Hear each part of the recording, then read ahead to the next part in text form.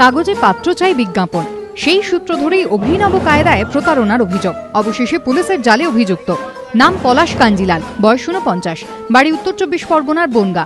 কোনো ক্রমে ক্লাস 5 উতরেছেন, কিন্তু নিজেকে ডেপুটি ম্যাজিস্ট্রেট হিসেবে পরিচয় দিতেই বেশি ভালোবাসতেন। আর এই মিথ্যে পরিচয় দিয়ে একের পর এক প্রতারণার ফাঁদ পেতে এসেছেন এতদিন। পুলিশ সূত্রে খবর, কাগজে পাত্র চাই বিজ্ঞাপন দেখে চাকুরিজীবী মহিলাদের ফোন করতেন পলাশ। তারপর ধীরে ধীরে ভাব জমিয়ে প্রচুর টাকা হাতিয়ে চম্পট দিতেন। এভাবে বেশ ভালোই চলছিল প্রতারণার কারবার, কিন্তু বহরমপুরের এক অধ্যাপিকাকে ফাঁসাতে গিয়েই বিপত্তি। পুলিশ সূত্রে খবর, প্রতিবারের মতোই কাগজে পাত্র চাই বিজ্ঞাপন দেখে বহরমপুরের ওই অধ্যাপিকাকে ফোন করেন পলাশ। 2-1 দিনের মধ্যে ভাবও জমে যায়, এমনকি আশীর্বাদের দিন পর্যন্ত ঠিক হয়ে যায়। তার একদিন আগে মা মারা গেছেন বলেই অধ্যাপিকার কাছ থেকে 70,000 টাকা নেন পলাশ।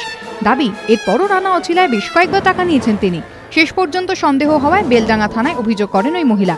তদন্ত নেমে পুলিশ জানতে পারে পলাশ কাঞ্জিলাল এর আগেও এ ধরনের ঘটনা ঘটিয়েছেন। ফোনে আড়ি পাততে শুরু করে পুলিশ। সেই সূত্র ধরেই জানা যায়, বেথুয়া ডহরির এক শিক্ষিকাকেও একই কায়দায় ফাঁসিয়েছে পলাশ। অভিযোগ, তার কাছ থেকে 1,27,000 টাকা হাতিয়ে নিয়েছে, চাইছিলেন আরও টাকা। ওই শিক্ষিকার সঙ্গে যোগাযোগ করেই ফাঁদ পাতে বেলডাঙ্গা থানার পুলিশ। বৃহস্পতিবার নদিয়ার দেবগ্রামে ফের টাকা নিতে এসে হাতে নাতে ধরা পড়ে যায় অভিযুক্ত।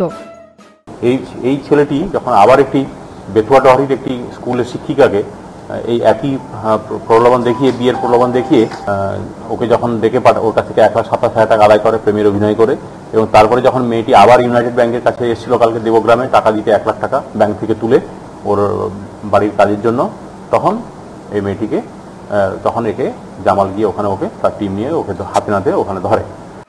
ধৃতকে শুক্রবার মুর্শিদাবাদ সিজেএম আদালতে তোলা হয়।